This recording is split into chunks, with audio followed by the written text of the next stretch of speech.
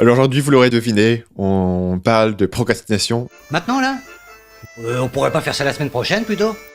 Je me suis excusé auprès du peuple vietnamien et du gouvernement vietnamien, et justement ce dernier a toujours pas réagi pour saluer mes efforts diplomatiques. Du coup, je retire ce que je dis avant et je maintiens. Me fais pas chier ou je te ferai une guerre comme t'en as jamais vu. On fait ce qu'on veut, on est sur notre podcast, on est à la maison. C'est-à-dire?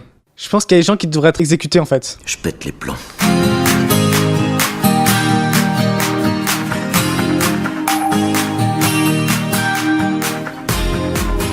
Vous écoutez le podcast Nomade Digital, l'émission de ceux qui veulent prendre le contrôle de leur temps et de leurs revenus pour pouvoir vivre et travailler n'importe où dans le monde. Chaque semaine, venez discuter entrepreneuriat, productivité et voyage avec deux gars qui le vivent au quotidien.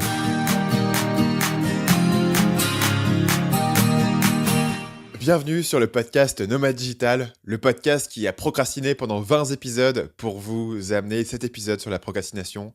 Je suis Stan de marketingmania.fr. Je suis Paul de sellingmachine.fr. Alors aujourd'hui, vous l'aurez deviné, on parle de procrastination, un sujet qui touche beaucoup de monde, en particulier ceux qui travaillent en indépendant. On va parler de notre passé individuel de procrastinateur. On va parler des techniques qui nous ont aidés à devenir plus productifs. Et puis on parlera aussi des progrès qu'on a encore à faire, puisque ça surprendra beaucoup les auditeurs, mais on n'est pas encore atteint le stade parfait des êtres humains idéaux.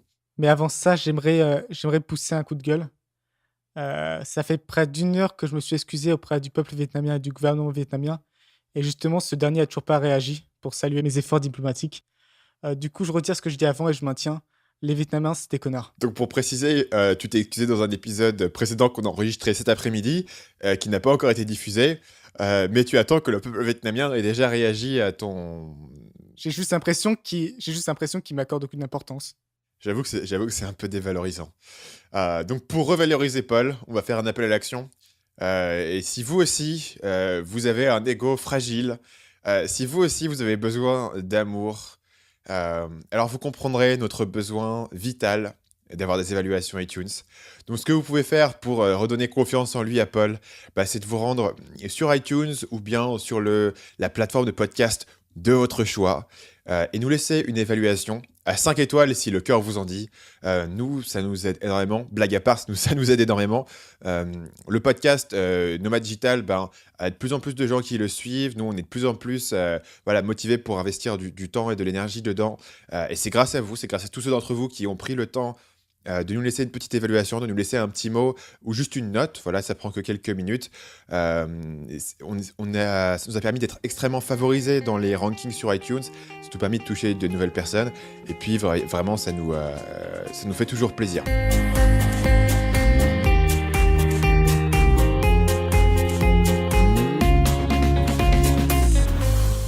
Aujourd'hui, on parle donc du sujet de la procrastination. Paul, il me semble que tu as une certaine expérience dans ce domaine-là. Ça me tient beaucoup à cœur parce que c'est un truc qui m'a pourri la vie pendant très longtemps. J'étais, je pense, un des cas les plus extrêmes possibles, quoi. Et c'était à tous les niveaux, c'est-à-dire que ce soit personnel ou les études, je procrastinais sur tout. Et le gros problème, c'est que le procrastiner, ça a deux effets. Bon, déjà, tu fais pas ce que tu aurais à faire, ce qui est un négatif. J'ai loupé plein d'opportunités parce que je faisais pas les choses assez rapidement. C'est ça, rien qu'en tant que tel, c'est un gros problème. La deuxième chose, c'est que tu te sens coupable de procrastiner. Du coup, tu te sens un peu comme une merde. Ce qui fait que les deux trucs combinés, ça peut vraiment, moi, ça m'a vraiment pourri la vie et je suis content de m'en être à peu près débarrassé. On verra ça un peu plus tard, mais j'ai réussi à, en tout cas, pas mal progresser sur ça et en 2 ans, j'aurais jamais imaginé que ce serait possible de faire des progrès pareils. Donc, je partagerai mes astuces. Quel a été pour toi le déclic, le moment où tu as commencé à pouvoir inverser la vapeur? Il y a pas, il y a eu il y a eu un petit déclic. C'est quand, notamment, je pense, c'est quand je suis parti en Asie, en fait. Je sais pas exactement pourquoi, mais c'est pas passé du jour au lendemain. C'est-à-dire que du jour au lendemain, je suis pas devenu super productif. Ça a été un effort de tous les jours, mais c'est à partir de l'Asie où j'ai commencé à faire des progrès. Jusque-là, vraiment, jusqu'à la fin de mes études en Angleterre, c'était une catastrophe totale. Rien que je sais pas, nettoyer une assiette, j'étais capable de procrastiner ça comme pas possible, alors que ça prend 30 secondes. C'était même pas par rapport à la difficulté de la tâche, en fait. Maintenant, ce serait plus par rapport à ça. Si c'est vraiment une tâche qui me déplaît beaucoup ou qui est bizarre, compliqué, ou dont je suis pas sûr. Maintenant, je pourrais procrastiner sur ça. Mais avant, c'était sur tout et n'importe quoi. C'était le truc le plus ridicule au monde. C'était devenu un réflexe, en fait. Et donc, je suis vraiment heureux de m'en être un peu débarrassé. Et si je peux aider d'autres personnes à s'en débarrasser, j'en serais très content. Moi, j'ai beaucoup procrastiné étant, tu vois, lycéen, etc. Mais j'ai l'impression que l'opportunité était là pour le faire, c'est-à-dire que euh, j'étais jamais vraiment puni en termes de résultats pour m'y prendre à la dernière minute. Donc c'est quelque chose que j'ai perpétué à ce niveau-là. Le moment où pour moi ça a basculé, c'est en fait le moment où j'ai commencé à avoir de la vraie pression dans mes études, quand je suis rentré en prépa, du coup, tu vois, à l'âge de 17 ans. Et c'est à ce moment-là que quand tu prépares un concours pour les grandes écoles, bah, tu ne peux pas t'y prendre au dernier moment. Donc, du coup, voilà, toute l'équation de la procrastination disparaît un petit peu, puisque tu n'as pas vraiment de deadline de court terme. Tu as juste une grosse deadline à la fin et tu es obligé de t'organiser au fur et à mesure. Et c'est à partir de ce moment-là où j'ai commencé à avoir une ligne très dure sur ma productivité personnelle. Donc, j'ai fait tout un tas d'expériences dont on aura peut-être l'occasion de reparler un jour. Mais par exemple, j'avais drastiquement réduit mon temps de sommeil nécessaire. Voilà, j'avais limité un certain nombre d'activités dans l'espoir de gagner en productivité. Mais c'est à ce moment-là que j'ai commencé à travailler sur ce problème de la procrastination, parce que c'était vraiment le moment où il y avait la pression et il fallait le faire. Ceci dit, la transition pour l'entrepreneuriat, pour moi, ça a fait survenir tout un tas d'éléments de procrastination supplémentaires, en fait, parce que il y avait plus de travail créatif, il y avait plus de travail qui engageait mon ego, et je me suis trouvé dans des situations où j'avais un peu peur de l'échec, et donc du coup j'essayais de retarder des choses pour ne pas me confronter à cet échec-là. Et donc c'est là que vraiment le travail sur un deuxième temps s'est fait. Parce que le travail que je faisais, voilà, quand j'étais en études, ça réussit, ça échoue, c'est pas ton ego qui est sur la ligne. Alors que un podcast comme celui-ci, tu as vraiment l'envie de bien faire. Et donc, du coup, il peut être facile de le repousser. Et en particulier, le premier podcast que j'avais fait, c'était le podcast Séduction Academy. Je me souviens que ça m'a pris au moins 3 mois à enregistrer mon premier épisode. J'avais acheté le micro, j'avais tout l'équipement et tout ça, mais j'ai attendu au moins 3 mois avant de commencer à enregistrer parce que j'avais peur que ce soit pas bien. Et puis, je me dis, putain, je suis pas dans le bon environnement, quoi que ce soit. Enfin, j'avais des excuses. On en parlera tout à l'heure. Mais bon, le but aujourd'hui, c'est pas de se plaindre, c'est pas de raconter notre vie, c'est de voir ce que nous on a pu en apprendre concrètement qui peut être réutilisable par quelqu'un d'autre.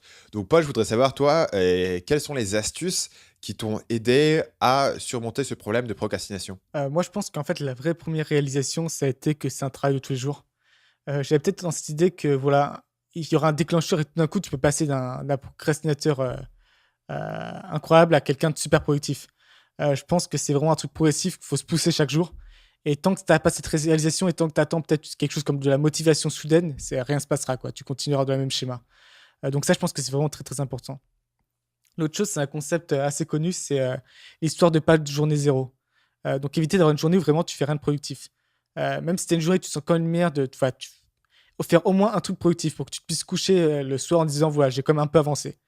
Or, ça peut paraître dérisoire parce que tu dis, c'est pas ce petit truc qui va changer quoi que ce soit. Sauf que ça rentre aussi un peu dans l'idée de momentum. C'est-à-dire que le momentum, en français, je pense que c'est créé en élan, en fait. C'est-à-dire qu'il faut créer un certain élan. Et c'est le gros danger par exemple, faire une journée où tu fais rien du tout parce que ça casse totalement ça et ça va être beaucoup plus tôt de redémarrer. Donc, c'est important d'y aller plutôt crescendo et justement de garder tous les jours, d'en faire un peu plus. Et c'est comme ça, je pense qu'on arrive justement à corriger ce défaut.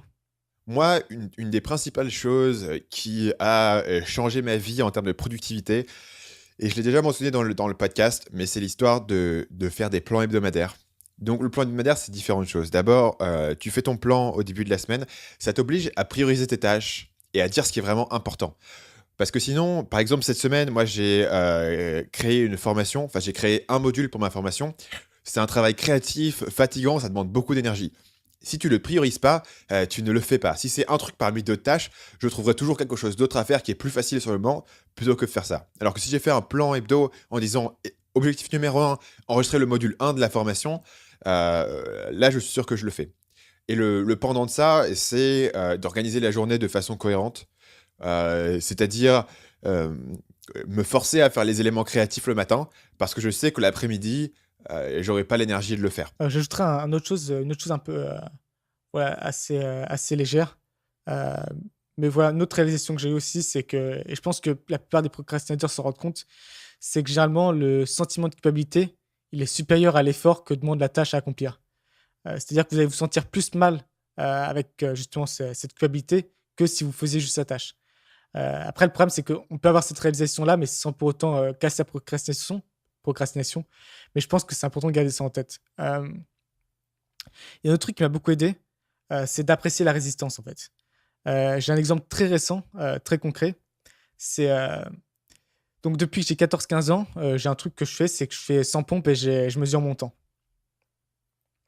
Là, j'ai pas mal voyagé et du coup, quand je voyageais, j'ai pas trop la forme et pendant un mois, j'ai fait aucune pompe.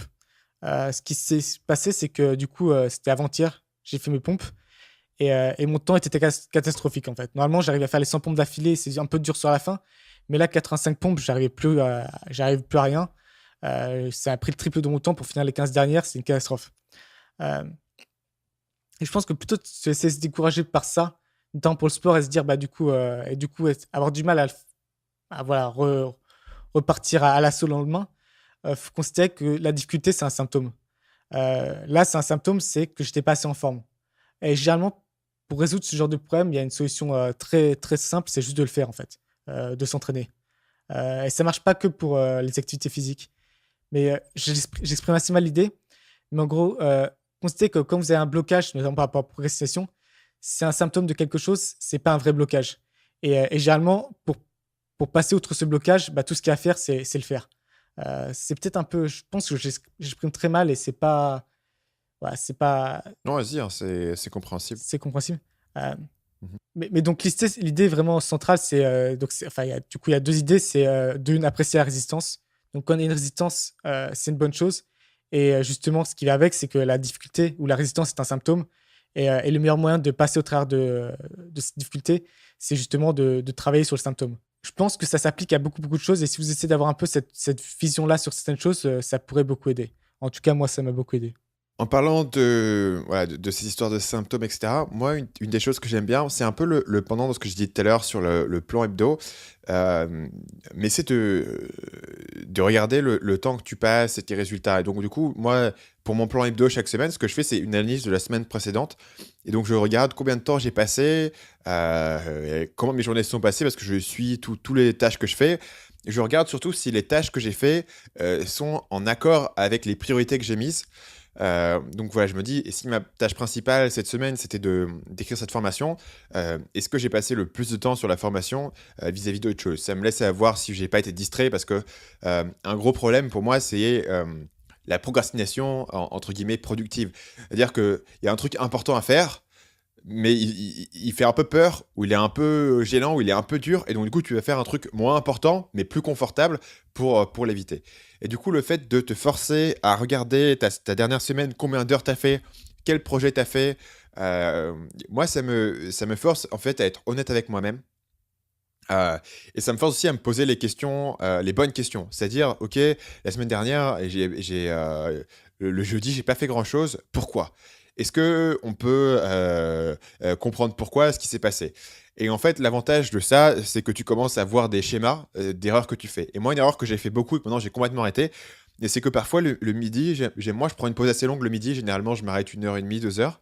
Et donc, ouais, souvent le midi, j'avais le temps de regarder la télé. Donc, j'allumais une petite série, tu vois, le midi. Ce qui en soi est pas un problème. Tu peux prendre 20 minutes pour regarder ta série et après retourner bosser si ça t'a remis de l'énergie. Le problème, c'est que moi, une fois que j'en regardais une, et bah, du coup, j'étais dans un pattern et je commençais à en regarder 2, 3, 4. Et en fait, du coup, ça repoussait mon travail de l'après-midi. Et le simple fait de prendre une pause de midi toujours aussi longue, mais de me forcer à ne pas regarder de télé pendant ce temps-là, donc par exemple à lire ou à écouter des podcasts, ça a complètement éliminé cet aspect-là. Parce que vraiment, enfin, écouter des podcasts pendant 3 heures, au bout d'un moment, tu te dis, ok, c'est bon, je vais repartir bosser. Moi, ça capture pas mon imagination comme la télé. Et donc, du coup, voilà, en éliminant ce C'est une truc-là, théorie que j'ai, moi. vas-y. Ouais, c'est une théorie vis-à-vis de ça que j'ai. Moi, là, c'est toujours été prouvé comme vrai à titre personnel. C'est le concept d'énergie, en fait. Et moi, pour faire ça, par exemple, si je regarde notamment, je regarde pas mal de séries, ce qui est très bien pour se détendre. Mais effectivement, j'ai pareil que toi, des fois, c'est très facile. Tu regardes un premier épisode, puis tu regardes un deuxième, troisième, et en fait, plus les épisodes passent, plus ça devient dur. C'est ça qui est et ça, le conseil que j'ai, c'est en fait, par rapport à ton niveau d'énergie. C'est très dur de passer, d'être affalé sur son canapé à faire une tâche productive. C'est très com ça demande un effort mental monstrueux, et moi-même, je me fais pas confiance pour avoir cet effort mental. Donc ce que je fais, c'est que je divise en plusieurs choses. Par exemple, plutôt que me dire: «Bon, je vais aller faire cette tâche qui me fait chier, que j'ai pas envie de faire», alors que je suis en train de regarder une série tranquillement, je vais me dire: «Bah, plutôt, tout ce que je vais faire là, c'est juste faire» on parle beaucoup de pompes, je vais juste faire 10 pompes et ça, c'est beaucoup plus facile, c'est un saut beaucoup moins élevé. Des pompes, c'est facile à faire et voilà, ça te donne pas une volonté, aussi importante et une fois que j'ai fait ces 10 pompes, en fait, je me rends compte que mon niveau d'énergie est remonté et là, je suis prêt justement à passer à la tâche, plus conséquente et cet intermédiaire me permet de faire la transition qui serait autrement impossible. Est-ce que ça te parle ça ou pas? Ouais, clairement. Bah, tu vu que quand on travaille ensemble sur des projets, en fait, je découpe vachement mes projets en petites tâches. C'est une partie de planification, c'est aussi une partie de, Heu, c'est une astuce psychologique, en fait. Plutôt qu'avoir une grosse tâche qui prend 3 heures, moi, c'est beaucoup trop. Du coup, je le divise en tâches qui prennent maximum 1 heure. Par exemple, bah, je vais revenir sur cette semaine, bah, du coup, j'écrivais un module pour ma formation. La façon dont cette tâche-là est faite, donc je pense que, tu vois, en tout, j'ai dû y passer, une quinzaine d'heures, quoi, donc c'est assez massif comme projet. Mais ce que je fais, c'est que je le découpe en vidéos. Donc j'ai dix vidéos différentes. Donc en fait, je peux faire une vidéo, je peux l'écrire probablement en une demi heure et puis après l'enregistrer en 15 minutes, quoi. Donc en gros, j'ai un découpage comme ça des différents éléments, et je peux me faire des tâches et j'ai un sens de progression. Parce que, OK, ça me prend la semaine entière pour faire le module, mais chaque jour, je peux avancer de 2 ou 3 vidéos. Donc tu gardes justement ce que tu disais, le momentum en décomposant les tâches. Mais en fait, c'est une astuce parce que tu as fait le même truc. Tu te pièges Et toi-même, tu en pourrais même fait. imaginer que, si j'étais encore plus flemmard, je le ferais, slide par slide, tu vois? Bon, je vais me faire 2 slides de ma vidéo. Est-ce que tu connais la règle des 5 minutes? Qui va un peu avec ça aussi. C'est une petite règle justement de productivité où plutôt que de dire: «Je vais faire cette tâche», tu dis juste: «Je vais travailler pendant 5 minutes, après je m'arrête». Je travaille pendant 5 minutes, après je m'arrête et très souvent, ce qui se passe, c'est que tu travailles pendant 5 minutes. 5 minutes, ça suffit en fait pour un peu, t'immerger dedans et en fait, tu continues de travailler sans t'en rendre compte presque. C'est aussi quelque chose que j'ai beaucoup utilisé, donc ça, tout va un peu ensemble. C'est-à-dire que tu as le découpage des tâches, pour avoir des petites tâches plus facilement, digestibles. Tu as aussi, la règle des 5 minutes et tu as aussi le fait de passer à un niveau d'énergie, notamment physique, peut-être un peu plus élevé. Je pense qu'en combinant tout ça, c'est relativement facile justement de se bouger le cul quoi, tout simplement. Moi, une autre astuce qui m'a aidé, c'est, d'éviter les situations d'échec. Donc avant, ce que je faisais, c'est que je me mettais tout le temps dans une situation où j'avais de fortes chances d'échouer. Donc par exemple, je me disais, «Ouais, cette semaine, je vais écrire, voilà, 15 000 mots». Ou alors, je me disais: «Je vais enregistrer, 6 podcasts, où je vais faire, 8 vidéos», ce genre de choses. Et en gros, la raison pour laquelle je faisais ça, c'est que je me disais: «Si je me mets des gros objectifs, bah, je vais être plus motivé pour les atteindre». Mais ce qui se passait, c'est que, bah, j'échouais. Du coup, j'échouais sur mes objectifs. Du coup, ça m'était un précédent. Du coup, je culpabilisais, et du coup, plus tu culpabilises, plus tu procrastines. Et en fait, j'ai appris à identifier les situations où, bah, si en général j'échoue à faire ça, et ben, je me mets pas l'objectif de le faire. Donc, je me mets uniquement des objectifs qui sont, raisonnables par rapport à ce que j'ai pu faire ou juste un peu plus que ce que je fais d'habitude. Mais je me mets pas voilà, je me dis pas que il faut que je bosse 80 heures par semaine, ce qui vraiment avant était le cas, tu vois? Avant, si j'avais bossé, 50 heures de la semaine, je me disais: «Ouais, mais pourquoi pas 60?» Et Moi, c'est toujours le cas quoi, justement, moi, c'est toujours le cas. Comment toi, t'es passé outre ça? Moi, je me sens toujours éternellement insatisfait par mon temps de travail moi et aussi. pourtant, je dois travailler peut-être 70 heures par semaine, tu vois? Ce qui est correct. Mais j'ai l'impression de pouvoir toujours faire plus. Moi aussi, mais du coup, j'ai réalisé que la culpabilisation que je me mettais, là-dessus, en fait, elle était ultra contre-productive. Parce que, bon, d'abord, d'un côté, quand tu es jamais satisfait de ce que tu fais, ça te motive pas. Et ensuite, moi vraiment, la culpabilité, pour moi, c'est probablement l'émotion qui va le plus, mener à la procrastination. Parce que je me dis: «Putain, non, ça va pas, je suis pas assez bon et cetera, donc je vais aller faire des conneries pour oublier». Tout à fait d'accord avec ça et je vais me donner une astuce assez concrète maintenant, c'est d'utiliser un bloqueur de site. C'est un site en fait, c'est un plugin sur Chrome, par exemple, qui bloque certains sites pendant certaines heures, comme vous voulez. Pendant longtemps, j'ai repoussé ça parce que pour moi, c'était un peu un aveu d'échec, en fait. C'est: «Putain, je suis même pas capable de m'empêcher d'aller sur certains sites». Mais des fois, voilà, faut utiliser, des fois, faut se mettre, des blocages comme ça. Heu, Si ça marche, pourquoi pas? Et notamment, moi, j'ai des gros problèmes avec plusieurs sites. Par exemple, j'ai eu beaucoup de problèmes pendant très longtemps avec, Reddit et YouTube. C'est-à-dire que dès que j'ai un moment un peu down, un moment où je savais pas trop quoi faire ou où je me sentais un peu fatigué, un petit coup de mou, hop, j'ouvrais, YouTube, je regardais des vidéos à la con ou des vidéos bien des fois, hein, c'est ça le danger aussi ou d'aller sur Reddit et justement le danger, c'est que des fois, notamment sur Reddit ou YouTube, tu peux regarder du contenu très intéressant, du contenu où tu as l'impression de t'éduquer, où tu t'éduques carrément en fait. Je sais pas pourquoi j'ai cette impression. Mais du coup, en fait, tu te joues un piège sur toi-même parce que du coup, tu réduis ton sentiment de culpabilité parce que tu te dis, bah, après tout, je suis quand même en train d'apprendre quelque chose. Quora, c'est aussi beaucoup ça. Euh, donc moi, voilà, j'ai pris une solution radicale, je bloque ces sites-là et de manière générale, j'essaie de beaucoup réduire tout ce que j'appelle l'infotainment. C'est-à-dire que c'est de l'information, mais c'est aussi surtout beaucoup de divertissement, quoi. Et donc du coup, ça peut facilement être piégeur. Mais je dirais qu'il y a une place pour tout. Et justement, moi, un truc qui m'a vachement aidé, c'est de pouvoir compartimentaliser les choses et de pouvoir regarder des vidéos YouTube à la con. Alors, pour le coup, je suis vraiment des chaînes YouTube à la con, hein. Moi, je suis absolument fan de PewDiePie. Le mec, il y a zéro éducation dans son truc, hein. C'est juste de la pure connerie, de la pure déconne. Moi, ça me fait barrer. Et du coup, le fait de pouvoir regarder ça le soir à partir d'une certaine heure sans culpabiliser, ça m'a aidé à être plus concentré dans la journée, tu vois, où j'étais pas tout le temps à me dire il faut que je sois parfait tout le temps. Ouais, ok, bah le soir, honnêtement, j'ai 1 heure et demie, 2 heures où je peux faire un peu n'importe quoi, quoi. J'écoute des podcasts qui n'ont rien à voir avec le business, je regarde des vidéos YouTube complètement débiles, je regarde des films d'action. Et le fait d'avoir un espace comme ça, sans culpabilité, en fait, ça va pas diminuer ma productivité parce qu'au final, dans ces heures-là, voilà, je révolutionnais pas le cancer entre 20 et 22 heures, grosso modo, tu vois. Mais le fait d'avoir cette petite espace où je peux le faire sans culpabilité, c'était cool. Et c'est ça qui est super intéressant, c'est que c'est assez marrant parce que, imaginons, tu regardes ta vidéo de PewDiePie pendant que tu es censé travailler. En fait, tu vas pas apprécier la vidéo. Tu vas pas en profiter du tout parce que tu te sentiras coupable. La même vidéo que tu regardes en disant putain, je l'ai bien mérité parce que tu as fait une bonne journée productive, là, tu apprécies à fond. Genre, c'est un plaisir immense. Euh, Moi, c'est pareil pour les séries télé. C'est un peu quand tu binge-watch une série télé parce que tu as travaillé pendant une semaine, tu as bien travaillé. C'est totalement différent de binge-watch une série télé parce que tu procrastines. Et, donc, c'est d'une certaine manière, il y a un cercle, il y a un cercle vicieux, il y a aussi un cercle vertueux. Et justement, il faut réussir à passer de l'un à l'autre, et c'est ça qui est pas évident. Notamment, il y a un truc à totalement éviter le matin. Et pour moi, j'ai remarqué, des fois, j'ai eu des journées totalement pas productives. Et généralement, ce qui se passe, c'est que il y a deux choses en fait. Déjà, j'ai pas planifié ce que je devais faire. Donc, je me réveille le matin, j'ouvre l'ordi, et là, je sais pas quoi faire.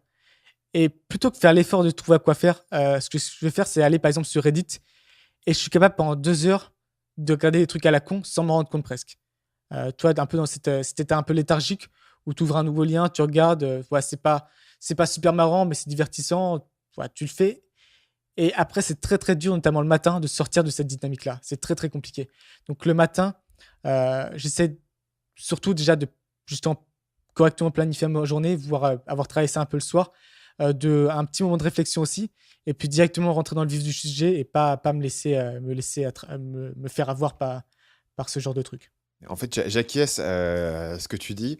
Moi, une chose qui m'aide à faire ça, justement, c'est que j'ai une petite tâche que je fais le matin, qui est de sélectionner le plan du jour.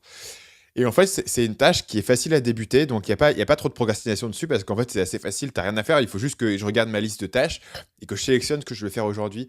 Et donc, cette tâche, en fait, ça débute chaque journée de façon assez facile, et en général, ça prend entre 5 et 12 minutes selon la complexité de la journée. Mais c'est une tâche assez agréable à faire pour moi parce que j'aime bien planifier les trucs. Euh, Ça apporte pas énormément de valeur, bon, ça planifie quand même ma journée, mais surtout, ça m'enclenche. J'ai une tâche de 5-12 minutes. Alors, le coup, même la pire journée du monde, où j'ai la pire gueule de bois, où je suis totalement démotivé, où j'ai un jet lag, etc., je peux prendre 5-10 minutes à planifier la journée, tu vois. Et du coup, ça m'enclenche. Et ce que tu disais sur la règle des 5 minutes, moi j'ai cette astuce-là qui le fait bien. Et du coup, ça m'arrive jamais, tu vois, comme tu le disais, de passer les 2 premières heures de la journée sur Reddit, ou moi, ça serait plutôt, tu vois, un YouTube ou un Imgur ou des choses comme ça. Ça m'arrive pas trop, justement parce que j'ai cette petite routine-là pour commencer la journée. En général, je bois mon café en faisant ça, donc c'est assez agréable, et ça enclenche un truc. Et une fois que tu viens de planifier ta journée, bah, tu commences assez naturellement ta première tâche. Tout à fait d'accord. Parce qu'elle est vraiment top of mind. Et puis, enfin, ça paraît con de passer 12 minutes à planifier un truc. Et une fois que tu as fini de faire ton plan, tu fais bon, bah c'est bon, je vais sur Facebook, je me récompense. Moi, un autre truc que j'ai réalisé assez tardivement, en fait, notamment maintenant je suis en couple, et je vis avec ma copine. Et ce qui est très dur, en fait, c'est de travailler quand elle fout rien, en fait. Euh, alors, il y a deux astuces pour ça, en fait. La première astuce, c'est d'essayer de trouver une autre pièce, au moins un truc où tu la vois pas ne rien foutre. Ça, c'est la première chose. La deuxième aussi, c'est ça, c'est assez particulier, ça va te paraître très bizarre, mais je lui demande, en fait, quand je commence à travailler, de faire quelque chose, en fait. Donc, du coup, typiquement, par exemple, je peux lui dire, est-ce que tu peux ranger ça, ou est-ce que tu peux travailler sur ça? Peu importe, mais qu'elle fasse quelque chose, au moins pour que je me lance. En fait, du coup, tu crées un peu une dynamique. On est deux, mais c'est une dynamique de groupe où si on commence tous les deux à travailler, c'est beaucoup plus facile en fait. Après, une fois que je suis dedans, c'est pas très grave si elle fait autre chose. Mais ça permet vraiment d'enclencher ça. Et donc, pour les gens qui sont en couple, peut-être qui vivent avec leur famille, je pense que c'est deux astuces. Soit, si la personne ne fait rien, éviter d'être directement au contact parce que ça va être plus dur de travailler. Et justement, peut-être profiter d'être plusieurs au même endroit pour travailler en même temps. Moi, je fais ça avec mon chat, en fait. Je dis, putain, tu peux pas bosser au lieu de me regarder comme un con, ça fait chier. Non, je vois exactement ce que tu veux dire. Pendant un moment, j'habitais dans une coloc avec des entrepreneurs à Barcelone. Et vraiment, tu débarquais dans ta cuisine, les gars étaient tous avec leur ordi en train de bosser. Bah, tu te mettais avec eux et tu bossais, quoi. C'était compliqué de t'asseoir là et de te dire, ouais, ok, les gens bossent autour de moi, je vais regarder une série, quoi. Tu vois, du coup, t'avais une présence sociale qui était simple. Et pour moi, la pression sociale, c'est pas juste les gens qui sont autour de toi, c'est aussi le fait de prendre des engagements. Donc, à partir du moment, en fait, où j'ai dit à quelqu'un que, par exemple, ce call, typiquement, tu vois, si dans l'après-midi, je dois enregistrer un podcast où je suis tout seul, je le ferai pas. Parce que je vais le rationaliser, je vais dire, ouais, c'est l'après-midi, je suis pas en forme, je suis un peu fatigué, j'ai pas trop d'énergie, ça va être chiant si je fais un podcast maintenant, etc. Donc, je le fais pas. Mais à partir du moment où on a un rendez-vous tous les deux et qu'on doit enregistrer, bah du coup j'ai pas le choix, quoi. Le truc est calé, je sais que je vais y aller, donc je me pose pas trop la question. Je me dis si c'est pas d'énergie, bah écoute, je bois du café ou etc. pour me redynamiser. Donc je fais pas trop d'excuses. Euh, et c'est aussi la raison pour laquelle récemment j'ai sorti une formation, mais j'ai sorti en pré-vente. Et donc du coup, en gros, je suis en train de créer la formation là, mais les gars ils l'ont déjà acheté. Donc je peux pas trop traîner parce que je sais que si à la fin de la semaine le module de la semaine n'est pas prêt, bah les gars qui m'ont payé de la thune pour y accéder, ils vont se dire ouais, enfin il faut quoi Et du coup j'ai un sens de responsabilité avec les gars à l'extérieur.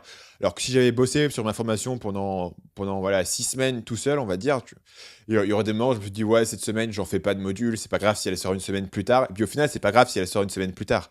Donc le fait de rajouter des enjeux avec une pression sociale à l'extérieur, moi ça m'aide bien. Même si ça fait partie des choses où tu aurais envie de pas être affecté.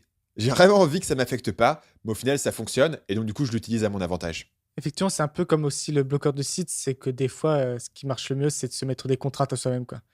C'est un peu, ça Ouais, fait un peu de mal à l'ego parce qu'on voudrait se penser meilleur que ça, mais des fois, il faut faire juste ce qui fonctionne ouais. et puis voilà. Et le dernier élément que moi je donnerais, c'est que quand tu as une habitude qui t'apporte vraiment rien, mais vers laquelle tu as tendance à te porter parce que c'est facile ou parce que ça te rassure, Là, il faudrait plutôt que... une petite musique triste où Stan va nous parler de son passé d'alcoolique. Ouais, C'est c'est parti, ça. Stan. Plutôt que de... J'imagine la musique en fait les violons, tu sais, derrière. Euh, C'est ça. plutôt que d'essayer de réduire les choses au fur et à mesure, bien souvent, j'ai trouvé que c'était plus simple de carrément éliminer les choses. Voilà, et de passer à zéro, parce que c'est plus simple en fait de rien faire du tout que d'en faire un petit peu et d'essayer de limiter ta dose. Et moi, il y a deux situations où ça s'est présenté. D'abord, quand j'étais plus jeune et que j'allais en soirée, bah, à l'époque, j'avais encore pas mal d'anxiété sociale, etc. Donc j'avais tendance à boire vachement d'alcool.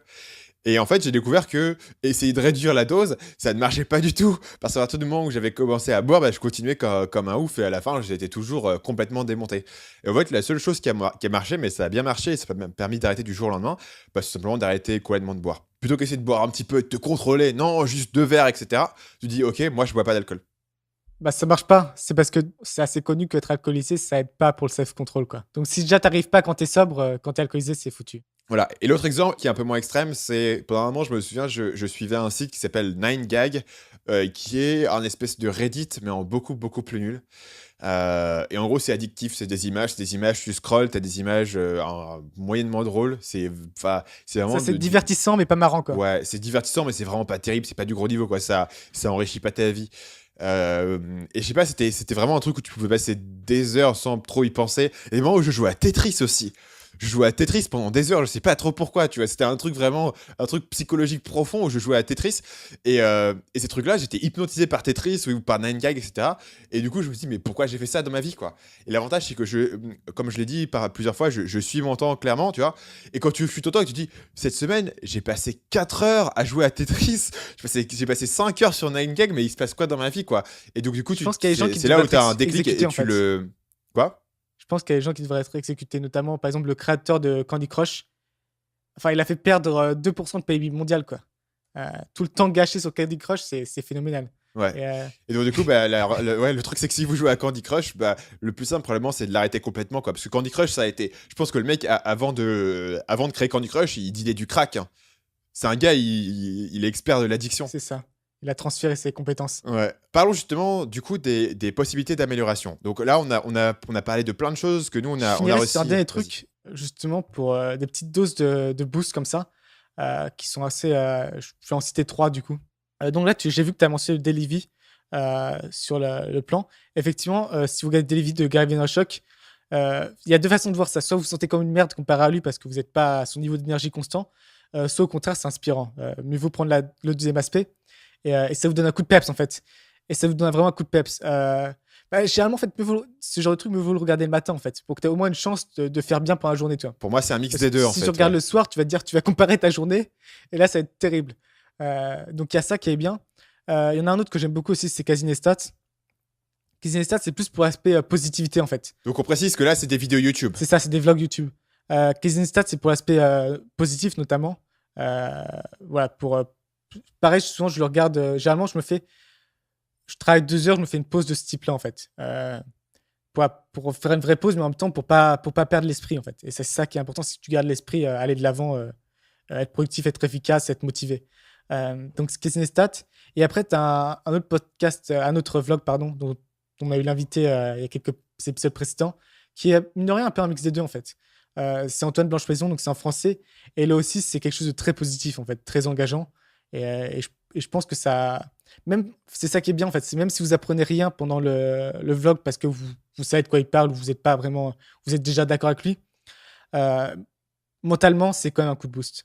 Donc, je recommanderais ces 3 vlogs-là pour rester motivé tout au long de la journée. Justement, tout à l'heure, j'ai dit que parfois, le midi, avant, je regardais des séries et j'avais tendance à les enchaîner et c'était négatif. Et en fait, la façon dont j'ai cassé cette habitude-là, c'est en le remplaçant justement par ces gars-là. Souvent, je regarde soit Antoine, soit Gary le midi sur YouTube. Et en fait, cette vidéo, surtout Gary V, tu regardes une vidéo de lui. Tu te dis putain, je retourne bosser, c'est ouf et tout. Tu te remets un bon élan pour l'après-midi. Sachant que moi, vraiment, le post repas du midi, c'est mon moment de faiblesse. C'est vraiment le moment où j'ai le plus tendance à partir en couille. Carrément partir en couille. Ça part en couille à quel point, quoi. J'ai hésité à le dire. Je me suis dit, on fait ce qu'on veut, on est sur notre podcast, on est à la maison, mon gars.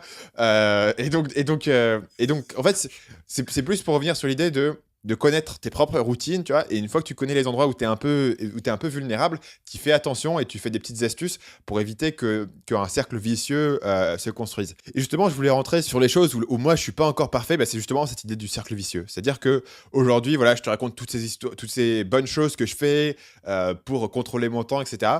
Mais je sais qu'à tout moment, il peut s'enclencher un truc où les choses vont beaucoup moins bien et où je rentre dans un cercle vicieux. Et en fait, tout ce que je t'ai dit là va s'écrouler petit à petit et les habitudes, une par une, vont se détruire. Je vais commencer à me coucher de plus en plus tard, à me lever de plus en plus tard, à travailler moins, à éviter les choses, à repousser les tâches. Et ça, vraiment, ça peut... d'expérience, ça peut venir assez vite. Et en fait, je suis toujours... On the edge. Je sais que je me sentirais tellement mal si ça s'enclenche que je suis toujours un peu, ouais, c'est ça, comme tu dis, on disait, je suis toujours un peu à me dire, putain, faut que je fasse gaffe. Et donc, du coup, j'ai toujours un peu cette épée de Damoclès qui me dit, vraiment, honnêtement, si les trucs partent en couille, je le redis, bon, si les trucs partent en couille aujourd'hui, il est possible que pas très longtemps, hein, dans une semaine, je sois vraiment au fond du trou, en mode, je fais plus rien, je me lève super tard, je fais que mater des séries et tout. Et ça m'est arrivé de faire cette transition de façon assez rapide. Et maintenant, genre, je suis devenu conscient. C'est comme, tu vois, si tu étais au bord à chaque fois de la catastrophe.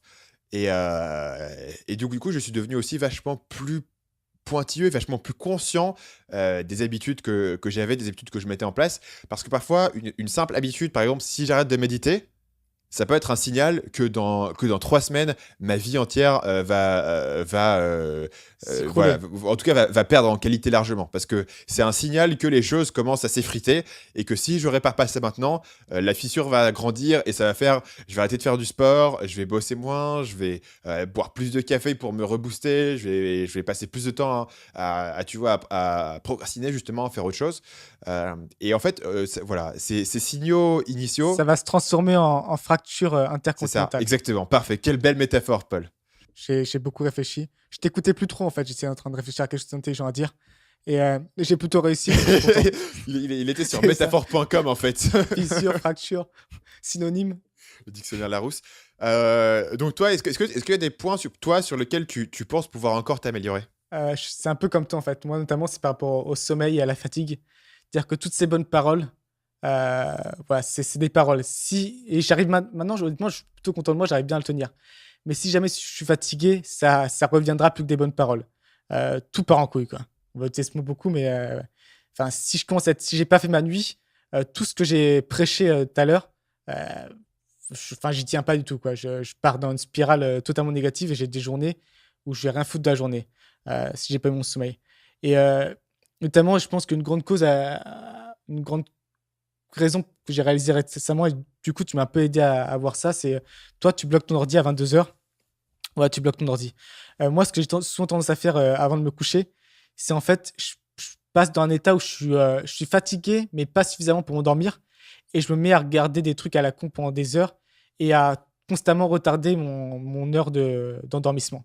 Euh, et donc, je pense que je vais partir aussi sur un truc un peu radical. Et comme toi, je vais bloquer mon ordi à 22 heures. Après, je fais ce que je veux jusqu'à ce que je m'endorme, quoi. Effectivement. Parce que, mine de rien, être sur son ordinateur pour s'endormir, il faut vraiment être totalement épuisé, quoi. Et généralement, il ne faut pas attendre d'être totalement épuisé, notamment si vous êtes insomniaque, pour vous endormir, sinon ça va mal. De mon côté, il reste 2 types de tâches sur lesquelles j'ai encore tendance à procrastiner, et qui sont très différentes. La première, c'est les tâches administratives, qui moi, ça me rend fou, mais de façon irrationnelle. C'est-à-dire que ça fait chier tout le monde, l'administratif. Moi, je sais pas, ça me dérange vraiment. Et donc, du coup, j'ai tendance à vachement le retarder. Et l'autre, c'est parfois certaines conversations qui sont difficiles. Tu vois, si tu dois donner une mauvaise nouvelle à quelqu'un, ou si tu dois. Voilà, ce genre de choses. Tu as les conversations où tu sens que ça va être un peu difficile. Et j'ai encore ce petit restant de mon passé de timide, en fait, qui fait que parfois j'ai un réflexe d'évitement. Et dans ce cas-là, bah, la solution, c'est similaire à ce que je dis tout à l'heure. En fait, c'est tu cales un appel, quoi. Tu cales un appel, le mec fait OK, tu voulais me dire un truc. Là, t'es obligé. Ouais. T'as pas trop le choix, quoi. Non, en fait, rien, je voulais savoir comment ça va, la famille. C'est ça. Donc, t'es obligé d'y aller. Par contre, pour les tâches administratives, bah, après, tu vois, t'as les deadlines administratives, quoi. C'est ça qui te permet de le faire. T'en as un autre ou pas, ou moi j'en ai un autre? Non, effectivement, les tâches administratives. Et moi, au fait, là aussi où j'ai beaucoup de mal, c'est les trucs où ça va être un peu, ça va durer, en fait. Notamment qu'il y a pas mal d'interactions. Donc, tu sais que tu vas aller vers quelqu'un, la personne va revenir à toi, puis ça va Ouais. impliquer une troisième personne. J'ai des mal de crâne avant même de le faire. Des fois, du coup, je préfère de ne pas y aller du tout en me disant, bah, justement, enfin, c'est aussi une forme d'évitement, quoi. Mais dès que c'est un truc à plusieurs personnes, euh, voilà, j'ai tendance à pas y aller. Tiens, un autre truc que j'évite qui te venir à l'esprit, c'est que souvent je procrastine pour aller chez le coiffeur. Ah, mais putain, on est frères jumeaux, quoi. Pareil. Et du coup, ça donne des catastrophes capillaires, quoi. Ouais, tu sais pas pourquoi, quoi. Quel est ce truc-là? Mais moi, je pense que c'est un truc vraiment infantile. De quand j'étais gosse, j'haïssais aller chez le coiffeur, ça me gonflait vraiment, je détestais ça.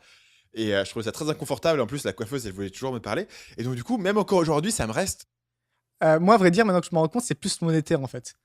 C'est plus financier. C'est que ça me fait chier de payer 20 euros pour qu'on me retire quelque chose, tu vois. Mentalement, tu sais, elle me prend des cheveux et je lui donne de l'argent. C'est pas comme ça que ça doit pousser. C'est pas logique. Et du coup, maintenant qu'en Asie, les coupes de cheveux, c'est peut-être entre 3 à 5 euros, ça passe beaucoup mieux, quoi. Ouais. Donc, le dernier élément, moi, que j'ai remarqué, c'est que parfois, quand tu fais un projet, tu arrives à la fin du projet, tu t'en es à 80-90%, il reste plus que des petits détails à boucler, tu as fait le gros du travail, et c'est le moment où finalement je me dis, bon, bah c'est bon, c'est presque fini. Et j'ai tendance à m'en détourner. ce qui est complètement absurde vu que tu es vraiment au moment où tu as presque fini, il suffit d'aller jusqu'à la ligne d'arrivée. Mais j'ai encore parfois tendance à me dire, ouais, ok, c'est presque fini, il y a encore quoi, 2 heures de boulot à faire, bah, je le ferai plus tard, c'est bon, ça c'est bouclé. Et au lieu de boucler le projet pour de bon, bah, je le laisse traîner pendant quelques jours de plus, parfois pendant quelques semaines, parce que j'ai pas envie de le terminer. Et ça, voilà, il y a une solution, mais je suis pas toujours très bon pour l'appliquer, c'est de passer en mode Terminator. Donc quand un projet est à 80-90%, tu dis, ok, on passe en mode Terminator, c'est ce projet, je fais que ça jusqu'à ce que j'ai fini. Ouais, tu t'aperçois qu'il te reste 2 heures de boulot, donc ça va pas foutre en l'air tout ton planning. Mais ça peut valoir le coup de les faire maintenant et surtout de te libérer l'esprit, de te dire putain, ce truc-là, il est bouclé, c'est bon, je vais de l'avant. Ça te donne de l'élan. Et puis pourquoi laisser traîner des choses, quoi. Et moi, je suis très mauvais là-dessus. Si tu regardes ma to-do list, il y a plein de petites conneries qui traînent que j'aurais pu faire avant, mais qui traînent parce que je me suis dit, ouais, c'est tout petit, je le ferai plus tard. Et au final, je le fais pas. C'est parfait ta transition parce que moi aussi, en parlant de Terminator, j'ai ce que j'appelle le mode bourrinage. C'est quelque chose que je fais, c'est-à-dire que et c'est mine de rien, en fait, c'est mon meilleur remède à la procrastination, en fait. Pour moi, c'est plutôt que d'essayer vraiment de réfléchir à ce que je vais faire, je vais voir ma to-do list et pendant 2 heures, je bourrine sur les tâches les unes après les autres. Et en fait, je dérive du plaisir, pas justement de faire ces tâches en tant que telles, les tâches en elles-mêmes, mais juste j'utilise Wunderlist, juste de cocher le truc, fais toi. Et à chaque fois, j'ai un petit coup de dopamine, un petit boost de dopamine. Et donc, je fais ça. Et pendant 2 heures, j'ai fait les unes après les autres. Je bourrine, je réfléchis pas. Et peu à peu, j'ai appris à apprécier ça. Et maintenant, c'est presque une de mes activités favorites, en fait. En parlant de nos choses favorites, eh ben vous savez quelle est mon activité favorite. Mon activité favorite, c'est de faire des appels à l'action pour les évaluations iTunes. Donc, bah, pour tous d'entre vous qui n'ont pas encore pris le temps de le faire, on sait qu'on le répète à chaque fois, on sait que vous l'avez entendu 30 fois. Je sais qu'il y a un parmi vous, et oui, c'est toi que je regarde, qui n'a toujours pas laissé d'évaluation, qui se dit qu'il le fera plus tard, qui procrastine sur son évaluation iTunes. Et à toi qui nous regarde aujourd'hui, je veux te prendre par la main et te dire que ça ne prend que 2 minutes. Ça ne sera pas dur, ça ne sera pas long. Et ensuite, tu te sentiras mieux. Tu sentiras avoir fait ton devoir social pour promouvoir la bonne parole. Et on t'en sera super reconnaissant. Et je pense que c'est vrai parce que tous les trucs dont on a parlé aujourd'hui s'appliquent vraiment à cette idée des évaluations iTunes. Parce que c'est super simple à faire, c'est rapide, mais tu as la flemme de le faire. Et je vais être le premier à avouer que moi, j'écoute beaucoup de podcasts. Il y en a beaucoup que j'adore. Et il y en a plein auxquels j'ai pas laissé d'évaluation iTunes. Alors j'en ai laissé quelques-unes, mais pas à tout le monde. Et donc je suis le premier à comprendre que parfois on a la flemme, parfois on n'y pense pas, parfois on se dit quelqu'un d'autre le fera. Mais aujourd'hui, voilà, chaque évaluation compte, chaque pierre à l'édifice est importante. Et puis vraiment, Paul les suit au quotidien. Effectivement, et c'est marrant que tu dis ça parce que j'ai eu la réalisation aussi très récente et du coup, c'était il y a 3 jours. J'ai fait en une session, j'ai laissé, je crois, une dizaine de reviews sur justement les podcasts que j'appréciais. Et je pense aussi que c'est exactement ce dont tu parles, c'est en fait une diffusion de responsabilité en l'occurrence. De toute façon, d'autres personnes le font. C'est un peu comme pour voter en fait. Ma propre petite review n'aura pas de valeur, Ouais. sauf que forcément, si tout le monde pense comme ça, bah voilà. Mais chaque petite review a de la valeur. Et surtout, si vous écrivez du texte, je pourrais qu'on le lit et en tout cas, ça, on rigole souvent, mais ça nous réchauffe réellement le cœur. En fait, c'est très très agréable à lire. En fait, on l'imprime et on l'affiche dans nos chambres. Bon, après, on déménage souvent, donc on doit le réimprimer beaucoup, ça consomme beaucoup de papier. Mais c'est un bon boost. Est-ce que l'autre jour, il me semble que tu m'avais envoyé un screenshot d'une évaluation que j'avais postée il y a plusieurs années sur le Tropical MBA, Ouais, c'est super marrant. où tu avais retrouvé mon commentaire de l'époque, 5 étoiles, où j'étais tout jeune, tout naïf, je venais de commencer dans le business. Et voilà, j'avais été laissé un commentaire 5 étoiles à mon podcast préféré. Et donc, comme quoi, peut-être dans 3 ans, vous regarderez avec affection votre review laissée il y a du coup maintenant. Ouais, donc allez le faire. Sur ce, on arrive à la section lifestyle. Paul, est-ce que tu as une recommandation pour moi? Ouais, je vous disais, ça devient vraiment un argumentaire, notre truc des reviews. Là, on y Ouais, passe 10 c'est minutes. beau. Alors, à mon avis, dans le classement des appels à l'action iTunes qu'on a fait jusqu'ici, celui-là, c'était le plus beau, quoi. Il était super bien intégré, on a tous les deux collaboré pour le faire. Il y avait un plaidoyer qui venait du cœur, il y avait des images, des métaphores, des exagérations. On était solides. Vraiment, en termes littéraires, moi, je pense que ça valait vraiment une petite évaluation, quoi. Donc maintenant, je vais parler justement de mon conseil lifestyle, qui est un peu un petit conseil lifestyle. C'est justement, je parlais d'utiliser un bloqueur de site. Et peut-être que quand vous avez entendu ça, vous vous dites, mais quel bloqueur de site? Et justement, je vais répondre à votre question. Donc, vous pouvez être heureux. La réponse, c'est c'est Blockseat, c'est un Chrome pour. J'y arrivé, c'est un plugin pour Chrome. Et justement, ça peut être très facilement de bloquer les sites que vous voulez. Voilà, il n'y a pas besoin d'un truc miraculeux, ça suffit. Et pour moi, ça a été efficace. Alors, je vous conseille par contre d'activer l'extension en mode incognito. Parce que si vous êtes un petit malin comme moi, vous allez ouvrir le mode incognito pour essayer de passer outre le blocage. Et aussi peut-être de bloquer Firefox, Safari et Internet Explorer si vous les avez, pour aussi vous bloquer vous-même. Voilà, c'est ma recommandation lifestyle de la semaine. Moi, de mon côté, je vais reciter une app dont j'ai déjà parlé, mais je pense que voilà, ça peut pas faire de mal d'en reparler. C'est Toggl, qui s'écrit Toggl, et qui est la fameuse application qui permet de suivre mon temps. Et la raison pour laquelle je reparle aujourd'hui, c'est parce que voilà, l'avantage de suivre son temps, etc., on en a déjà parlé dans un autre podcast, mais en termes de procrastination, Toggl est assez satisfaisant parce que comme vous suivez votre temps, eh bien, le simple fait de lancer Toggl, vous vous sentez vertueux. Donc, quand vous commencez une tâche, vous lancez Toggl, vous dites « Ah, ok, aujourd'hui, je lance une nouvelle tâche » où vous calculez combien de temps vous avez travaillé dans la journée. Et en fait, ça rajoute un petit boost. Alors vraiment, c'est absolument voilà, émotionnel, tu vois. Ça te rajoute une petite fierté de ton temps de travail, de travailler. Ça rajoute aussi du focus. Parce que quand ton Toggl est lancé sur une tâche, eh ben, tu fais une chose à la fois, puisque ton Toggl, il est sur une chose. Donc là, par exemple, mon Toggl, il est sur enregistrer podcast Nomade Digital. Mais par exemple, quand j'écris quelque chose, j'ai moins tendance à checker mes emails parce que quand je check mes emails, il faut que ça soit la catégorie email. Donc, en termes de procrastination et en termes de concentration, etc., moi, ça a vraiment été super utile pour moi. L'intérêt, c'est que c'est un truc actif. Donc, tu dois dire je commence telle tâche, etc. C'est pas un truc passif comme Rescue Time qui suit tes applis. Et je trouve ça intéressant, je trouve C'est ça mieux, ouais, limite c'est beaucoup mieux mieux. en fait que Rescue Time. Parce que Rescue Time, moi, Ouais. en fait, je l'oublie Rescue Time presque. Donc ça m'affecte pas tellement. Et en fait, je Ouais. vois les rapports, mais bon, ça. Mais je pense que tu parles aussi d'un truc assez intéressant, c'est la partie gamification. Donc justement, c'est Ouais. de battre son score. Donc ça peut être avec Toggl ou Rescue Time, c'est essayer de toujours faire plus. Moi, j'utilise Pomodoro, j'en ai déjà parlé dans d'autres épisodes. Donc là aussi, le but, c'est donc Pomodoro, c'est une session de travail de 25 minutes. Et le but, c'est de mettre un maximum de sessions de travail, donc de Pomodoro, dans la journée. Et du coup, quand tu t'améliores, quand tu vois jour par jour, ton score s'améliore, c'est très agréable et c'est aussi une manière ludique de faire ça. Ouais, c'est vrai que en fait, c'est similaire à ce dont on parlait dans l'épisode sur les analytics. Parfois, juste voir un chiffre monter, ça te donne des bonnes émotions. En l'occurrence, c'est un truc qu'on peut exploiter pour un peu... voilà, c'est un truc et astuce, quoi, pour hacker notre cerveau, comme disent les jeunes. Et ça fonctionne vachement bien. En tout cas, pour moi, ça a vraiment bien fonctionné. Sur ce, on va se quitter là. On se retrouve bien sûr jeudi prochain pour un nouvel épisode du podcast Nomade Digital. D'ici là, vous pouvez vous rendre sur notre site à l'adresse nomadedigitalpodcast.com pour retrouver tous les épisodes du podcast, présents, passés et futurs. Vous abonner via iTunes, via email, via flux RSS ou nous laisser votre avis, puisque quand même le plaidoyer pour les évaluations dans cet épisode était quand même particulièrement travaillé. Et moi, je vous dis à la semaine prochaine. Et là, c'est le moment un peu de stress pour moi parce que je suis toujours en train d'hésiter à dire à jeudi prochain ou à la semaine prochaine. Là, en l'occurrence, c'est le dernier épisode qu'on enregistre. J'ai vraiment beaucoup de mal d'hésiter. Donc, je vais faire les deux. À la semaine prochaine, à jeudi prochain.